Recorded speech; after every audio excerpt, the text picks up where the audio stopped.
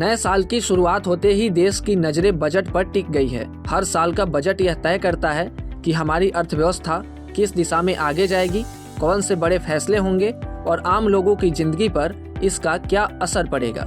लेकिन क्या आप जानते हैं कि बजट पेश होने से पहले क्या क्या प्रोसेस होते हैं? क्योंकि बजट सिर्फ एक सरकारी डॉक्यूमेंट नहीं है, इसके पीछे कई तैयारी, आंकड़ों का विश्लेषण और विशेषज्ञों की सलाह शामिल होती है। आज हम इसी पूरे प्रोसेस को आसान भाषा में समझेंगे। दरअसल बजट से पहले सरकार एक खास रिपोर्ट निकालती है जिसे आर्थिक सर्वेक्षण कहते हैं। यह हर साल तैयार होती है और इससे भारत सरकार के आर्थिक मामलों के विभाग यानी DEA मुख्य आर्थिक सलाहकार की निगरानी में बनाता है। इस रिपोर्ट में बताया जाता है कि पिछले साल हमारी अर्थव्यवस्था कैसी रही, रोजगार और महंगाई कैसी रही और सरकार ने पैसा कैसे खर्च किया। सर्वेक्षण को 2 हिस्सों में बांटा गया है। पहला हिस्सा पूरे साल की आर्थिक स्थिति दिखाता है, दूसरा हिस्सा कुछ खास मुद्दों पर ध्यान देता है, जैसे शिक्षा, स्वास्थ्य, गरीबी, सामाजिक सुरक्षा और जलवायु।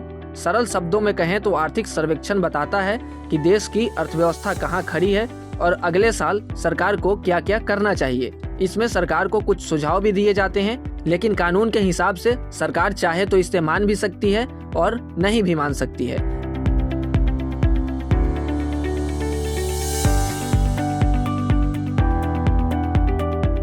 अब चलिए वापस बजट के प्रोसेस पर आते हैं। आर्थिक सर्वेक्षण के बाद मुख्य आर्थिक सलाहकार और वित्त मंत्रालय के वरिष्ठ अधिकारी प्रेस कॉन्फ्रेंस करके बताते हैं कि पिछले साल हमारी अर्थव्यवस्था कैसी रही और क्या बड़े मुद्दे रहे।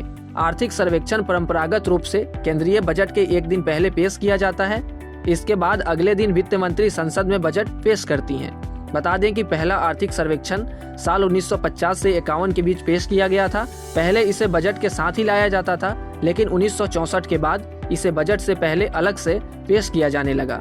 हर साल ये सर्वेक्षण जनता और मीडिया के लिए एक तरह रोड मैप बन जाता है कि हमारी अर्थव्यवस्था कहाँ खड़ी है और आगे क्या चुनौतियाँ हैं। ऐसे ही तमाम अपडेट और शेयर मार्केट से जुड़ी तमाम जानकारी के लिए आप बने रहें गुड रिटर्न डिजिटल के साथ।